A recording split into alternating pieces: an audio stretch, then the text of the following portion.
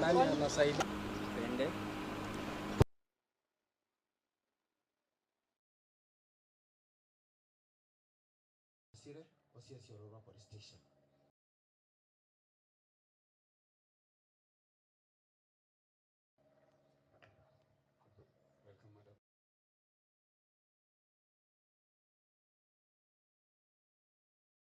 To see what is going on with the FLOCA project.